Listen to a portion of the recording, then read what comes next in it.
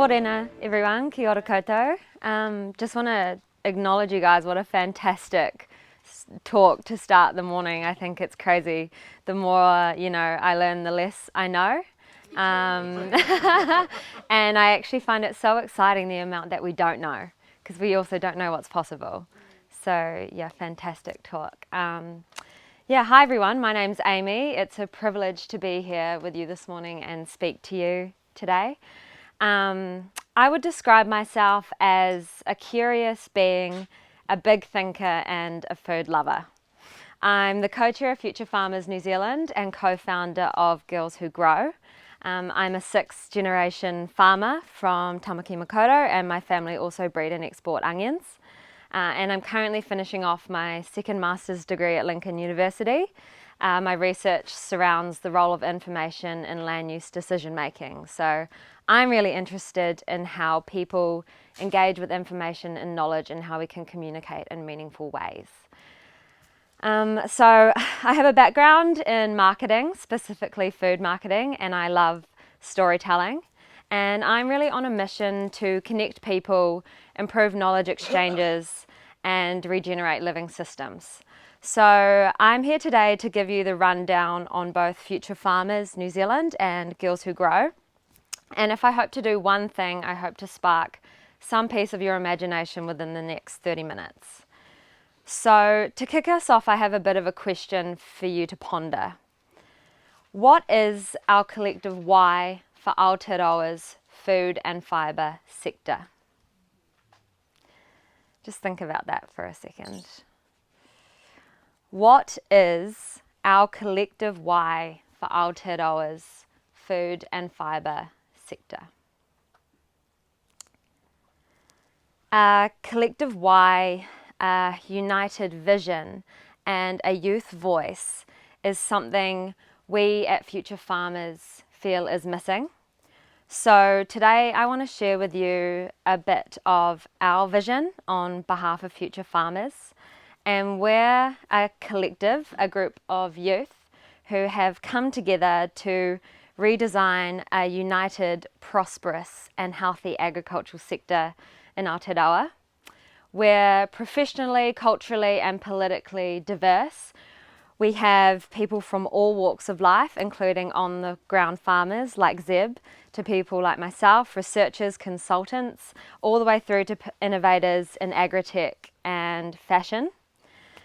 And our diversity is what makes us unique, because we know transformation needs to occur across the whole value chain.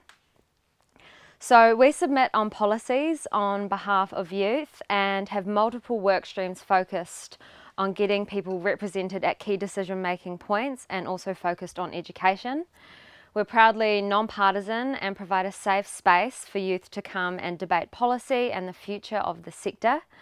And our manifesto outlines in detail the future of the sector we want to see and the policies we want to co-create to help us get there.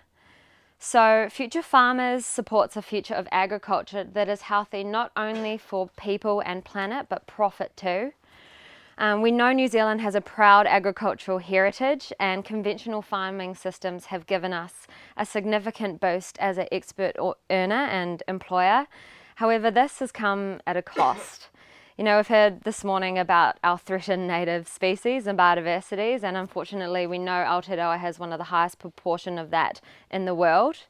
Agriculture makes up, 50% of our national greenhouse gas emissions, and New Zealand loses roughly 192 million tonnes of topsoil every year. It's estimated 82% of our river length and pastoral farmlands are unswimmable, and we have growing tensions around a so-called urban-rural divide.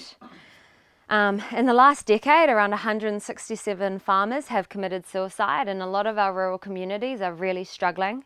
We also have a massive skills and labour shortage, and I think these are all key indicators that our current system is just not really sustainable in our current form. So I could go on about the issues and, for example, the recent devastation that we've seen in our cities and all over our country. But we at Future Farmers believe that, we've learnt a lot in recent decades, And there's a saying I love that is, do the best until you know better, and when you know better, do better. I think we've done our best, but now we know better, so it's time for change. So the reality is we cannot survive or thrive in our planet without food and farming. And we must inspire a new narrative where farmers are not just business owners, but they're custodians of our whenua. This time presents the perfect opportunity for us to reassess our relationship with nature, with ourselves and each other, and redesign our food system to be resilient and equitable, with farmers leading the charge. As stewards of our land, they are uniquely placed to bring forward a future where we not only sequester more greenhouse gases than we emit, but where we also work in harmony with the land rather than against it. So we have many assets in New Zealand to help us overcome these issues. We have brilliant people, our farmers, scientists, and innovators, all of you here today. And we also have a green reputation on a global stage built on the quality products we produce. And most importantly, we have a blueprint for stewardship in Mātauranga Māori. So we believe that no country is better suited than Aotearoa to lead the charge in a new era of agriculture where we feed, clothe and heal the world in partnership with tangata whenua. So currently New Zealand's policies and actions are rated highly insufficient if we want to limit warming to 1.5 degrees. The reality is, if we want a livable world, we need to change. So Future Farmers have created a manifesto which outlines in detail the future of the sector we would like to see and the policies to help us get there. So our manifesto is based around 7 key interconnected themes we believe are critical to ensure a healthy future. And these are land use, design and management, forestry and carbon credits, knowledge and education, farm management, hawara, wellness and agriculture, supply chain and innovation, and markets and finance. So our manifesto is around 50 pages long and I don't have time to go through all of these interconnected themes, but you can find our whole manifesto on our website, www.futurefarmersnz.org. But I would like to give you a little taster. So Future Farmers New Zealand would like to redesign our future agricultural sector to adapt and invest ahead of future trends and to be proactive with support and models for diverse and resilient land use systems that are best suited for our landscapes, a balance between what's suitable in our climate and our biodiversity and native species in that area, consumer trends, and also what's viable in our communities and within our people. We'd like to see increased scalability and accessibility to innovation and tech solutions, and financial markets to be made available for ecosystem services, for example with biodiversity credits for restoration. We believe there should be embedded education in our schools for food and fibre literacy, ecological literacy. We want to establish open access educational farms and embed critical systems thinking skills in our institutions. No child should think that food comes from a supermarket, and urban and rural should really be one in this country. We would like to develop a rural mental health strategy and supporting infrastructure to connect farmers to their values and empower aligned actions. And we'd also like to see government investment and public incentives to be given for circular economy and relocalisation of supply solutions. We believe that alongside our export system, we really need to address our domestic food system and increase accessibility to food and fibre for everyone in our communities. No one in New Zealand should be going hungry. And finally, we'd like to create appropriate markets for externalities, an updated science-based narrative on genetic engineering, and every farm in New Zealand to have an integrated farm plan by the end of this year. So as I said, that was just a taster, and there's so much more to our manifesto. So please visit our website, and Our manifesto is a living document. It's consistently updated. We discuss it and debate it every year. So we would like to invite you to join us in our united vision. We welcome feedback, and everyone has agency. Each one of you would have a role to play within one of our interconnected themes. So our ask is that you take us seriously and join us in our quest for a healthy future that is all of our future. So that's Future Farmers. Girls Who Grow is the next seed I wish to plant in your minds and your hearts today, and this is a direct manifestation of some of the educational components we talk about in Future Farmers. So Girls Who Grow are growing the next generation of female change makers, leaders and environmental guardians in agriculture. Our purpose is to connect youth back to New Zealand's landscapes and create a safe and welcoming community for all young women to come and explore our primary industries. So we're inspiring and educating youth in high school and opening their eyes to the many fruitful opportunities that we have in our primary industries. Girls Who Grow were born in December last year out of a GovTech Accelerator program run by Creative HQ. And it was through that program in our discovery phase and our research we found some pretty confronting things. So through that process we found that the number of school leavers entering our primary industries has been decreasing since 2009. Currently only 6% of school leavers enter our primary industries as a whole, and there's a huge skills and labour shortage. Women are also significantly underrepresented in the whole industry as well, making up only around 30% of the entire workforce and holding around 6% of governance roles.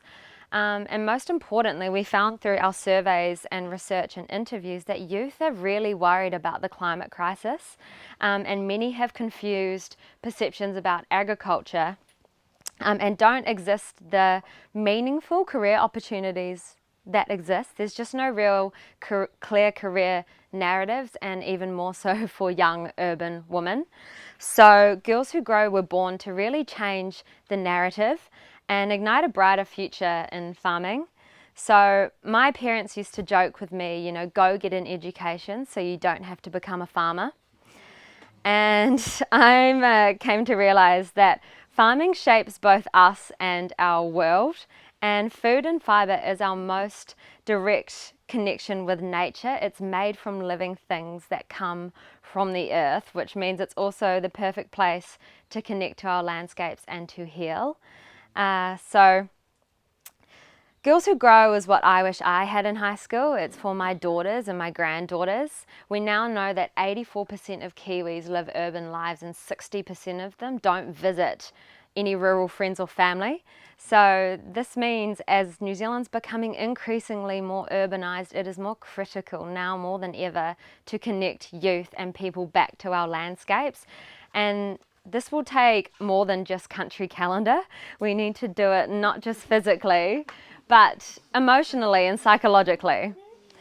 So we've actually developed a program to trial in the Otago region starting this coming week. We've got 3 workshops planned in Otago high schools, and then have plans to roll out other lunch and learn experiences on farm and some on farm immersions. So once we've done that, we'd like to scale our reach all over Aotearoa and grow our online community. So what we're doing in these workshops is using the power of imagination to change the way that youth feel and think about nature and agriculture. The theme of our workshops is to reimagine our future to feed, clothe and heal ourselves without it costing the earth. And what we're really also helping to do is to connect youth to their values and what the world needs.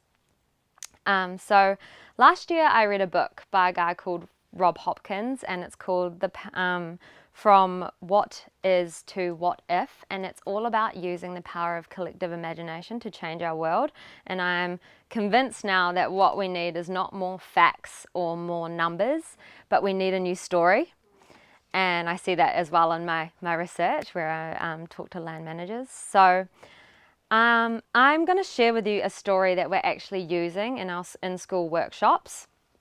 And this is a story about the future.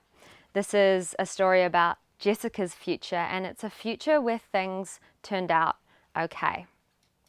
So I now want to invite you just to sit back, relax, and simply just listen. So it's a Monday morning and my alarm clock goes off. I look over at the clock and tap down the button. 7 a.m, 21st of March, 2050. I walk over to the window and open the curtains to a sea of greenery. It's a beautiful day, the sun is shining, and birdsong rings in my ear as I open the window. I smile as I notice a yellowhead swoop across the glass and chirp in delight, and a gush of air rushes onto my face. It's crisp, cool, and crystal clean. There's no pollution anywhere anymore.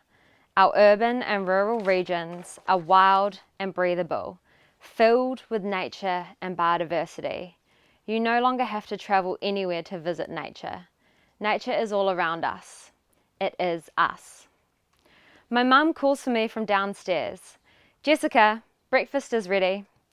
I shove on my uniform made from locally sourced wool and head down the stairs, hungry and excited. I rush past the kitchen toward the door and grab the milk that's been delivered this morning. I open the door and there it is, fresh and creamy, delivered every week in glass reusable bottles that are then picked up and returned. We choose from multiple flavours, including chocolate and strawberry, and some made from cows and others from local oats. I notice the milk truck leaving our street and I wave to say thanks. The solar panels on the top of the truck shine back into my eyes. There's no combustion engines these days. All the cars are either solar, hydro or electric. They're self-sustaining and many drive themselves.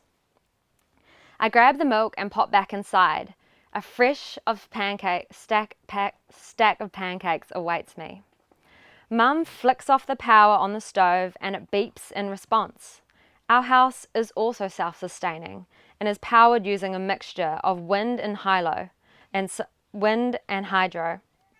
We're connected in a microgrid that shares all power around our community. I sit down at the table with Mum, Dad and my brother and we chat away as we eat.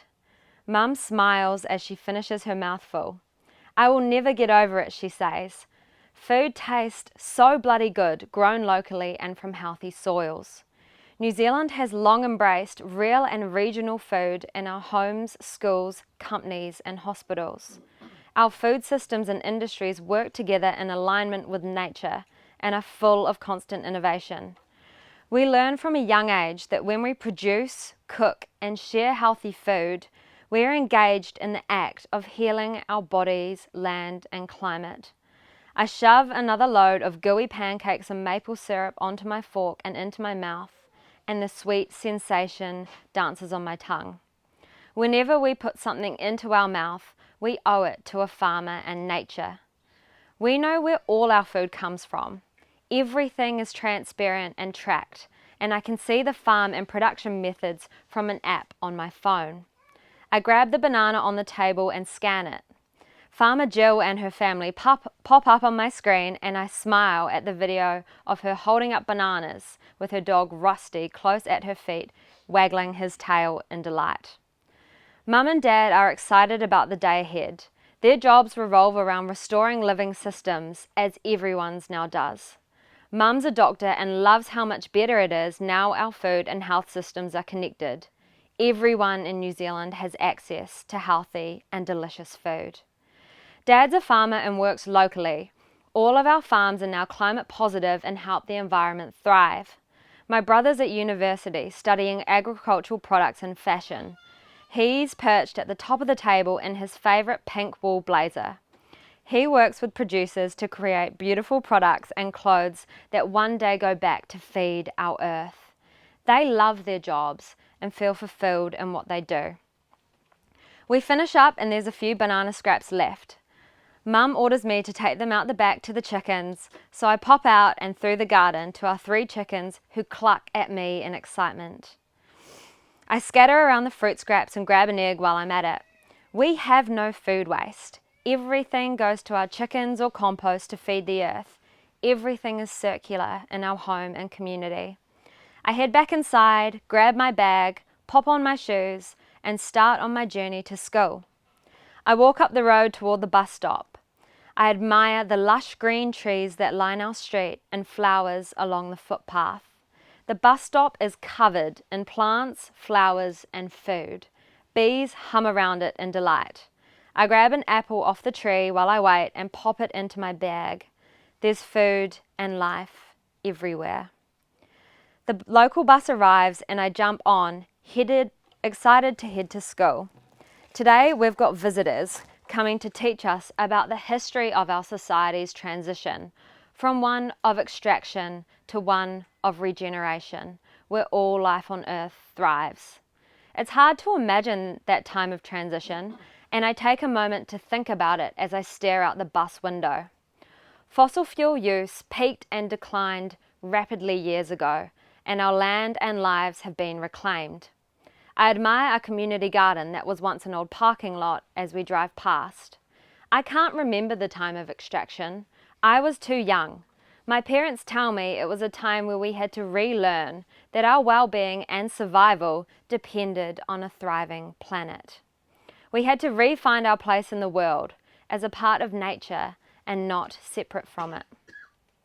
My grandma talks of this change a lot and how, although challenging, that it was the best time of her life.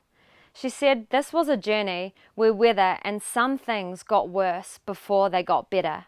But it was in the hardest times, she says, that people came together. She said the status quo wasn't that great anyway, and talks about how the journey was hard, but it was also exciting, as it meant a new world of possibility, filled with opportunities. Everything had to be redesigned, the way we worked, moved, and lived, and especially the ways in which we produced and consumed food and resources.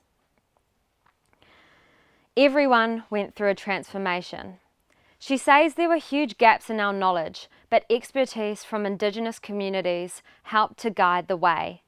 She is clear that this change started in the hearts and minds of people when we started questioning and thinking differently.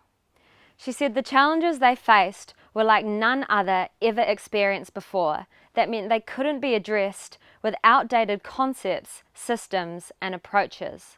She said in the crisis lay the new possibility of a better world, which we've now created, but to get here meant reimagining systems and our role within them. I reflect on this as the sun pours on me through the window. I feel warm, safe, happy and content. I am so grateful to be here and to be alive. I get off the bus and head into Wakatipu High School, curious about the day ahead. We start the day with a talk from our visitors, Girls Who Grow and Future Farmers, who are clear that the first step in the transition was having the courage to imagine it. People learnt that they could be whatever they had the courage to see. They taught us the transition started by healing ourselves and by people living meaningful lives. The movement started with everyone reimagining the future and acting in meaningful ways. It was a time of creativity where people started living again and taking care of each other. Through art, music, memes, dance, innovation, and new methods invented, everyone learned what it meant to be part of a thriving global civilization in the middle of the most transcendent decade in human history. It was one idea and many ideas, one thought and many thoughts that changed the world, and those ideas and those thoughts are right here with us today and inside of you. The story I just shared is just one story of the future, and what your story looks like is probably very different, but it will feel the same. It will feel like something you've always wanted but never imagined you'd get until now. As our old story stops serving us and as things fall apart, it is now more urgent than ever to have a different story to tell ourselves. And this is what we have to do now. We must rewrite our stories, question everything, reimagine, and dream unashamedly big dreams, dreams of the thriving, just, and equitable world we want to live in, not the one that traditional science fiction or even the media suggests is inevitable. We have no idea what is possible. Nothing is static. Evolution is coming, and change can happen on a rapid pace. The world used to be flat, after all, and just by sailing in a different direction, you could enlarge the world. So, Greek philosopher Aristotle said there's no genius without some madness. So, I want to encourage you to be mad, get curious, and get comfortable with not knowing. Our future's determined by the stories we tell ourselves and what we imagine is possible. So, as we progress through the rest of Future Whenua, I want to encourage you to be open and curious. Let your thoughts and ideas run wild and keep rewriting your story. So please come to connect. I love to yarn, and you can find Future Farmers and Girls Who Grow online. There's also a few of us scattered around today here, Zeb, Maddie and Sam included. But finally, I'll let you take a quick breath. But given the theme of this summit, I wrote a poem last week I actually thought would be a nice way to finish off this talk, and this is called A Poem for Our Future. One small circle in trillions of stars, a beautiful earth, a place that is ours. It seems we've forgotten how to live in our home. The feedback is telling us, the science has shown. Our actions are causing destruction, it seems. We've lost our way with our hopes and our dreams.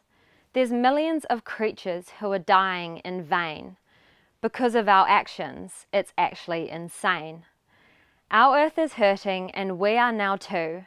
Nature is not separate over there in a zoo. And although healing is no simple feat, this is one challenge that we must all meet. The earth, you remember, is the place we call home, and we do not live here as humans alone. So don't look away while our home heats up. We must come together right now, so link up. This holds opportunity to create better lives, let alone we must change if we want to survive. So now it's time, let us wake up and see. Our life is a gift, and we are the key. The answers inside us and here all around, we must give them time and space to be found. That one idea might be all that we need to flourish, to heal, to truly succeed. To force things unnaturally simply won't do. This is one thing that we all know to be true. You can't force a flower in winter to bloom.